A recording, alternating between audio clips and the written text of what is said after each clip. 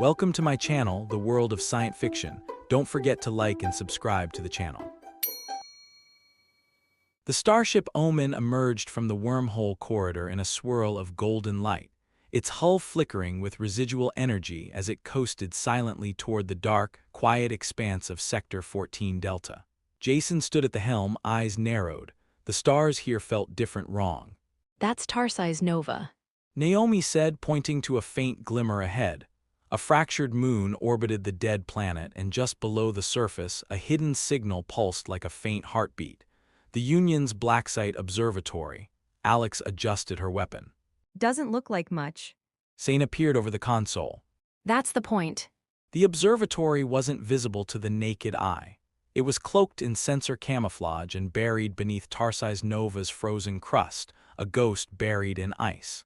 Naomi zoomed in on the orbital data. I'm picking up heavy shielding, 3 drone sentries, and automated orbital defense platforms. We won't get close without triggering them. Jason folded his arms. We're not going through them, we're going under. Mark blinked. You mean like into the planet? Jason pointed to a geothermal scan Naomi had pulled. There's a lava tube, an old vent system from before the planet froze. It leads directly to the substructure below the observatory. Alex raised an eyebrow. And how exactly do we get into an ancient lava tube on a frozen planet? We dig our way in. Naomi groaned. Oh no, you're going to use the seismic drill, aren't you? And we're doing it quiet. We drop into the planet's night side, cloak the Omen, and burrow in beneath their detection range. Once we're in, we extract the echo node. Seyna's hand rested on her blade. And if it's guarded, what will be our move? Then we improvise.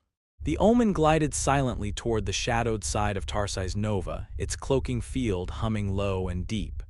The crew moved with synchronized purpose, weapons checked, gear secured, tension running high but unspoken. Naomi activated the drill as the ship descended into the crust. The Omen began to rumble. Outside, ice and rock shattered under the force of their descent. They were punching into the heart of a Union Blacksite. Jason gripped the rails as the ship plunged deeper. He wasn't just here for the data anymore. He was here for the answers, for the truth, for the war that never ended. The starship Omen bored through Tarsis Nova's crust with a mechanical growl, the drill arm carving a tight tunnel as layers of ancient ice and stone peeled away like dead skin. Naomi's fingers flew across the controls, her face illuminated by the glow of geological data. We're approaching the vent cavity. Readings say it's wide enough for the Omen to hover, but barely. Jason nodded. Take us in, no lights, stealth protocols only. The ship groaned as it angled downward, slipping into the vent shaft like a predator diving into its den. Outside, the world was pitch black. The light from the red dwarf star barely touched this side of the planet. Ice coated every surface, and the deeper they went, the colder the scans got, until suddenly it stopped. Naomi blinked. We're in the thermal pocket. The lava vent's still faintly active. That's why the Union chose it, perfect natural insulation. Seyna stared through the frost-coated glass of the lower viewport. And perfect concealment. Jason checked the holomap. We'll need to disembark here. The vault is about 500 meters through that tunnel. Naomi, stay with the ship. Keep us prepped for extraction. I will monitor the drones and tap into their relay frequency. If I can jam their pings, we'll have at least 6 minutes before they notice you're inside. Jason, Alex, Mark, and Seyna stepped onto the drop platform. The hatch hissed open, and a wave of warm air from the geothermal vents hit them, damp and heavy, like breathing the breath of a sleeping giant. Jason raised his weapon. Everyone move slow. This place is ancient Union tech. It doesn't like guests. They moved into the tunnel, stone and metal lining the walls, a fusion of natural formation and engineered pathway. As they walked, Seyna's voice cut through the silence. You've done this before. Infiltration, extraction. Earth resistance before I was Union. Alex smirked. He forgets to mention the bounty on his head. Seyna eyed him curiously. Then why did you join them? Because I thought the Union wanted to protect something real. I was wrong. They reached a sealed bulkhead overgrown with frost. Jason stepped forward, pressed a palm to the interface, and the door opened. Seyna stared. That should have needed Union DNA clearance. Jason looked at her. Guess Jarvis left more than memories behind. Inside was a corridor dimly lit by flickering panels. Mark stepped through first. Okay, this is creepy, like haunted bunker creepy. Alex checked her motion tracker. Nothing on the scan, but that doesn't mean nothing's here. As they moved deeper, they passed old Union insignias worn and scorched, and then a whisper. Jason froze. Did you hear that? The others stopped. Mark frowned. Yeah, that was definitely not in my head right. A voice echoed faintly from the chamber ahead. Jason tightened his grip. Let's finish what we started. The voice, Jason's name spoken in that low, echoing tone, still hung in the corridor air. It wasn't just sound. It was a vibration, something felt in the marrow of their bones. Alex swept the corners with her rifle. This place isn't abandoned, it's watching us. Seyna stepped lightly, her sword half drawn. No lights, no alarms. This isn't a trap. Jason moved ahead, instincts tense. No, that's a message. They entered a vast, circular room, the vault's core. The walls were lined with crystalline data spires, all dimmed but intact. At the center stood a massive pedestal, and atop it, a shimmering orb suspended within an anti-grav field. That's the next echo node. Seyna circled the pedestal, frowning. The energy pattern is strange. It's active but dormant, as if it's waiting for something. Alex glanced at Jason. It's waiting for you again. Jason approached, his heart thundered. The orb pulsed in response, soft, golden waves. He reached out. The moment his fingers brushed the surface, the vault exploded with light. Each spire lit up, projecting holograms, blueprints, and fragments of memory. Dozens of Jarrus Armitages appeared, not exact copies, but echoes of the same man in different moments, different armor, even different timelines. Jason stumbled back. What the hell is this? One of the echoes stepped forward, battle-scarred, older than the others. You're getting closer, but this is just another fragment. The final piece lies in the place we sealed the first. Jason's breath caught. Where is that place? You'll know when you're ready, but be warned. The light shuddered. Alarms blared. Naomi's voice screamed over the comms. You've got company. A full strike team just dropped Union Black Ops, heavily armed. Alex spun around. We've got 5 minutes max before they reach this level. Jason turned to Seyna. Can you get the echo node? She nodded, already pulling a stabilizer from her pouch. 30 seconds. Mark unholstered both pistols. Then we hold the doors. Jason's eyes burned with determination. The hum of the echo node behind them grew louder, brighter, as Seyna worked fast to extract it. Outside the chamber, footsteps echoed, fast, heavy, precise. Union operatives. Jason crouched near the entrance, rifle in hand, eyes narrowed. He could already picture them, black armor, face-shielded helmets, trained to shoot before asking questions. Alex loaded a fresh mag into her rifle. We're not outgunned, just outnumbered.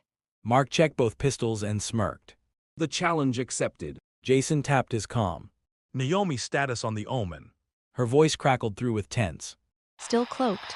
I can initiate a breach pickup through the upper vent shaft, but you'll need to get topside in under 5 minutes. After that, the reactor spikes too hard to risk staying underground. Seyna finished the extraction, securing the echo node into a reinforced container. Done, let's move. Just as they turned, the first blast hit.